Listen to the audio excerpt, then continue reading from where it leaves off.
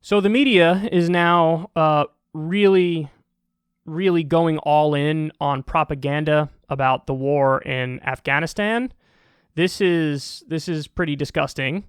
So CNN says, concerns are mounting from bipartisan U.S. lawmakers and Afghanistan women's rights activists that the hard-won gains for women and civil society in Afghanistan could be lost if the United States makes a precipitous withdrawal. Yeah, so precipitous. We've been there 20 years. Precipitous withdrawal from the country. President Joe Biden has suggested it will be difficult to meet the May 1st deadline for U.S. troops to leave the country as dictated in the deal the Trump administration signed with the Taliban. However, there are fears that if the U.S. withdraws troops before the conditions on the ground are right, regardless of the date on the calendar, there will be a sharp and possibly catastrophic backslide. Today in Afghanistan, women have a very special place. They are stronger than ever, and they have achieved what has never been achieved before. They cannot be ignored. They will not be ignored. Fatima Gailani, an Afghan women's rights activist and one of the 4 women on the Afghan government's negotiating team, said at a recent Congressional Women, Peace and Security Caucus's virtual discussion. So, this is the dirty trick of using identity politics to try to whitewash neoconservatism and militarism and imperialism. That's what this is. So the argument is they're trying to say, no, actually, the left-wing position is to want to stay in the illegal and offensive war that we've been waging for over 20 years. That's the real left-wing position. That's the real feminist position. That's the real position of human rights believers, is to say we have to stay there permanently because we have to protect the women. As if the reason why we were there was to protect the women. As if that was the original reason that was given and the whole purpose of the war. I got news for you. That's not even close to the purpose of the war, and I got a bridge to sell you if you think that the Pentagon and the U.S. military, their primary concern is human rights of women around the world. Our top ally is Saudi Arabia. They're imprisoning women's rights activists right this second. Right this second. And we give them money and weapons and support. If we really, we're doing a crusade for women's rights. Really? So when are you invading Saudi Arabia? Now, I don't want you to invade Saudi Arabia, but if you actually had standards around the thing you're pretending to have principles and standards on, you would want to invade Saudi Arabia and topple the government and foster a women's rights revolution. Instead, they imprison women's rights activists, and you're like, cool, you want more money and more weapons? It's almost like you don't really care about women's rights. So, do you understand what's going on here? This is a dirty trick to try to defang anybody who would make the anti-war argument. Oh, I guess you want women to be enslaved permanently. You want us out of Afghanistan? How dare you? You must really hate women. That's what this is. And corporate media goes right along with it. CNN goes right along with it. I love that. Precipitous withdrawal. Precipitous. We've been there 20 years. At what year is it not precipitous? If at 20 years in, it's precipitous. 21 years? 25 years? 47 years? How many years before you wouldn't describe it as a precipitous withdrawal? Imagine calling it precipitous. And it's not even like you could say in the time frame that Trump gave us that is precipitous. No, they penned this deal a while ago and gave us plenty of time to May 1st, months and months and months. And they're like, oh, but we can't withdraw this fast. This fast? We've been there 20 years, and he gave you months and months to do the details of the withdrawal in the meantime, and they're still, precipitous. Get out of here. This is rank propaganda from the Pentagon and the deep state and the military-industrial complex. That's exactly what this is. And if you don't see it, honestly, you're pretty blind. You would have to be blind to not see what's going on here. And by the way, I'm giving Trump too much credit. The deal with the Taliban, it's not even a full withdrawal. It keeps thousands of U.S. troops there. So don't give Trump credit, just like you don't give Obama credit. Because Obama said, he talked the anti-war game, and then what did he do? He did the surge in Afghanistan. When he did withdraw from Iraq, he went right back into Iraq. So they're yo-yoing the troop levels. That's exactly what Obama did. That's exactly what Trump did, and now that's exactly what Biden's going to do. He's going to yo-yo the troop levels.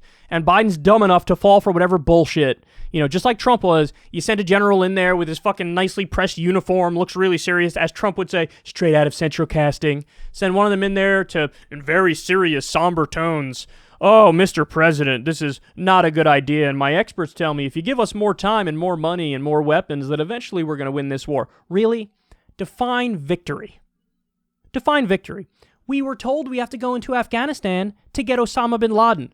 Bitch, mission accomplished like a decade ago. Actually, I don't know. Yeah, over probably a decade ago, right? No. I'm not remembering the exact year he was killed, but it was years ago. It was years and years ago. Okay? That's why you said we have to go in. Mission accomplished. Fly the flag. Come home. It's over. Well, we said to get Osama bin Laden, and we got him. And in Iraq, we said to get Saddam Hussein, and we got him. But see, what happened was reasons and stuff and things, and we need to stay there longer for... In Afghanistan, they say, oh, the Taliban, we need to stay there to fight them. Really? Did you know that today, the Taliban has more control of the country than they did when we initially invaded? So if your definition of victory is we have to limit, the territory the Taliban has, by your own standards, you were a miserable failure in this war. Miserable failure. So what are you doing? So what are the real reasons? Oh, right, to protect women's rights, I'm sure. No, it has a lot more to do. In the case of Iraq, it has to do with oil. In the case of Afghanistan, it has to do with trillions of dollars of mineral wealth and opium and the military-industrial complex and people getting wealthy off of war. That's what it has to do with. And it has to do with imperialism and geopolitics and maintaining control of a vital region where we can counter the influence of China and Russia. Again, this is what they know they're doing it for, as they tell you the lie in the fairy tale, and we're fighting for democracy. Really, we're fighting for democracy. Our top ally is Israel, a fucking theocratic apartheid state, and Saudi Arabia, a theocratic state, who's currently involved in a genocide in Yemen. Please care about human rights and democracy. We're aiding a genocide in Yemen. That's what we're doing. Human rights and democracy or women's rights. Get the fuck out of here. Did you know our top allies in Afghanistan, warlords with child sex slaves? That's not Kyle Kalinske saying it. That's proven, documented reporting from the region, which says we've had U.S. soldiers be discharged from the military when they blew the whistle, and said our top ally, who we're giving money and weapons to, has a child sex slave chained to the bed. And they discharged the people who blew the whistle.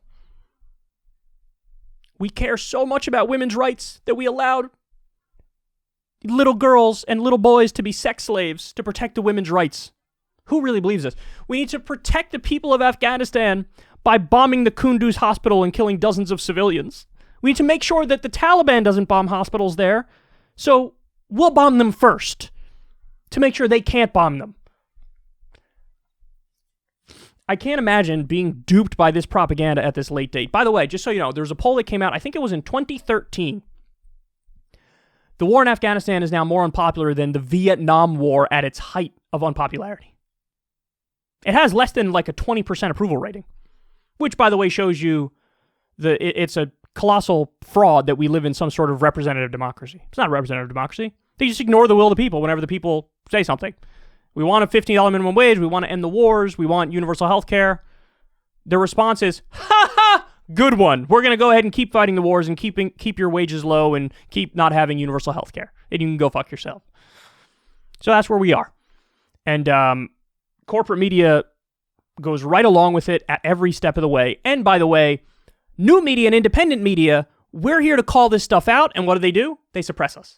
They put us on a separate algorithm. So if you watch news and politics on YouTube, you are going to be force-fed CNN, MSNBC, Fox News. You're going to be force-fed one of the ones that people say all the time, which is better than being force-fed CNN or MSNBC, but still not good, is they'll force-feed you like, sort of like the fake outsider stuff, like John Oliver, again, better than CNN and MSNBC, but really that's like the limit of where they let you go, right? And then, so they even admitted it years ago There was a press release from YouTube. They said, oh, yeah, because of all the scandals, what we're going to do is we're going to push authoritative news sources and crack down on borderline content. So you know what borderline content is? Right here.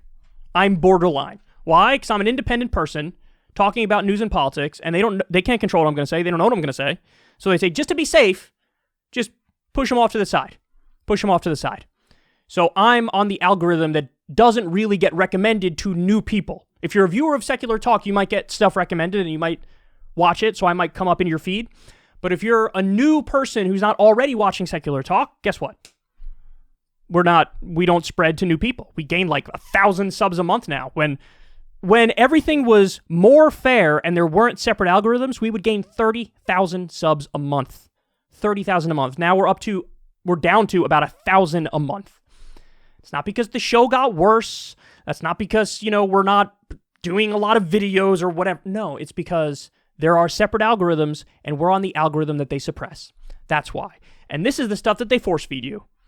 We need to stay. Experts say we should stay in Afghanistan to protect women's rights. We're very serious reporters and journalists here. This is the stuff they want you to believe. They want to control the narrative. They want to feed you this, and they want you to be, a brain off drone who doesn't have critical thinking skills and goes right along with whatever the establishment dictates. It's really pathetic. And, I just highly recommend you support new media however the hell you can, because this is what we're up against.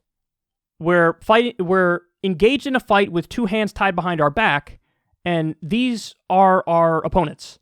People who lie to you and do blatant, brazen propaganda, and they're going to get away with it because they've rigged the rules.